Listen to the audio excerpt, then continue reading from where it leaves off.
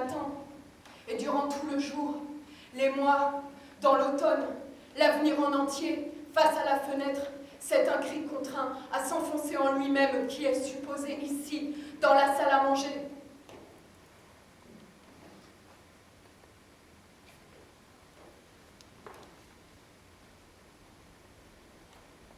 Face au péril du monde, sagement, un tricot de corps posé sur les épaules.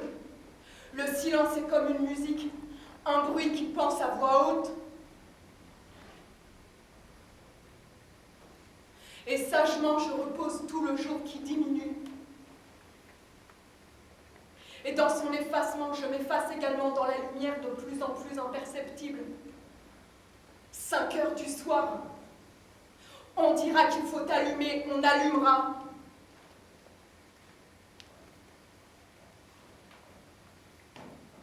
Sursaut de la lumière électrique, la musique de la nuit coupée. C'est une petite chambre ou une salle à manger qui apparaît. J'aime cela.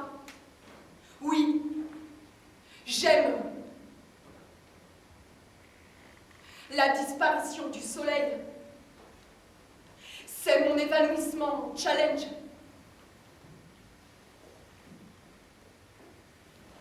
Je suis venue 1 fois, 1000 fois, je suis tant venue, d'autres fois encore. Je connais par cœur cette maison, c'est comme si c'était ma maison, cette maison. On a voulu que je vienne, que je revienne encore. On a dit qu'il m'était impossible d'aimer de cette façon. De quelle façon ai-je dit? De cette façon a-t-on répondu? Ce n'est pas possible, ce n'est pas possible, a-t-on assuré d'aimer ainsi quelqu'un qui n'existe pas?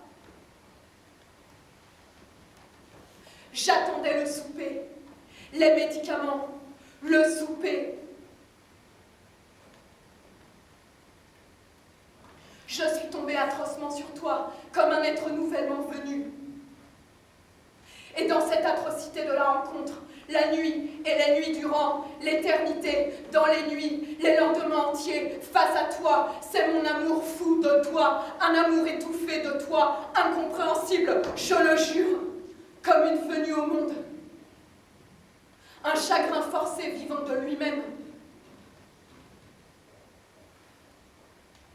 Je regarde tes yeux en noisette, l'humanité de tes yeux. Je ne suis rien face à eux. C'est un piège, ces yeux.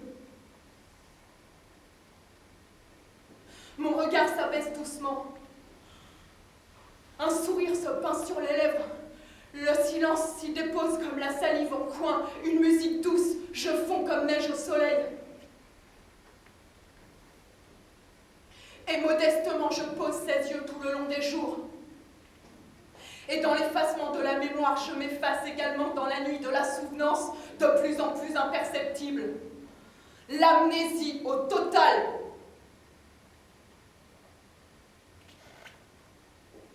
Automatiquement, Moreau dira qu'il faut aller marcher un peu. On ira marcher un peu. La forêt, après tout dégourdie, je chausse les souliers. Oui. Allons nous dégourdir un peu les jambes, me diras-tu. Tu me commanderas de prendre mon chandail, je prendrai mon chandail. Il y aura comme un sursaut, un arc électrique, un élan, une mélancolie coupée. Tu auras mis ton manteau d'hiver, comme pressé qu'il revienne, comme pressé qu'on le retrouve, car je sais que, comme moi, c'est la saison que tu préfères, Cécile.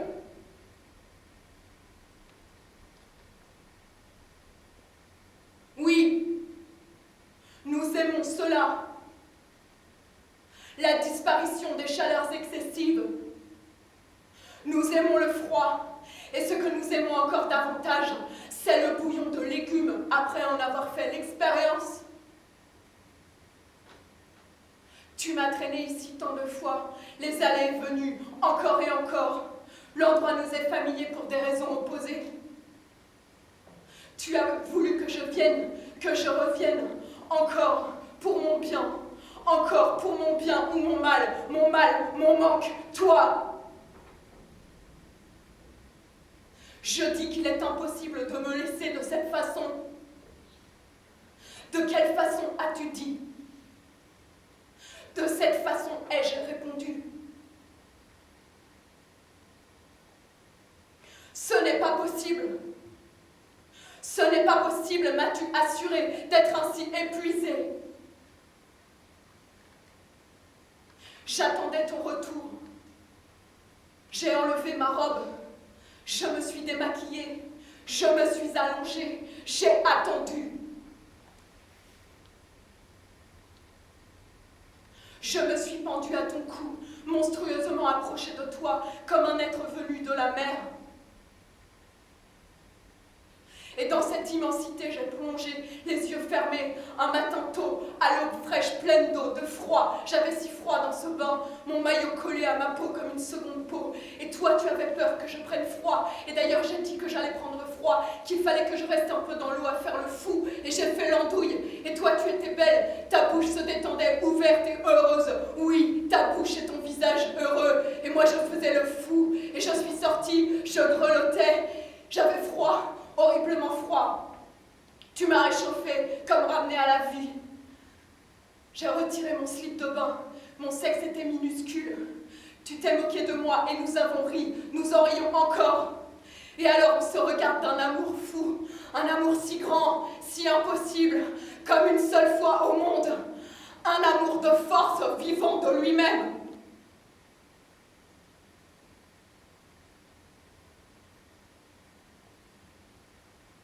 Je regarde tes yeux, des visages, ces yeux-là, le col. Mon regard s'enfonce dans ma barbe légèrement. Le clin de l'œil, un sourire, un pincement de la bouche. Le silence s'y dessine comme un mot qui n'est pas affirmé. Le regard doux, les yeux qui s'échangent. Et naturellement, ses yeux se baignent.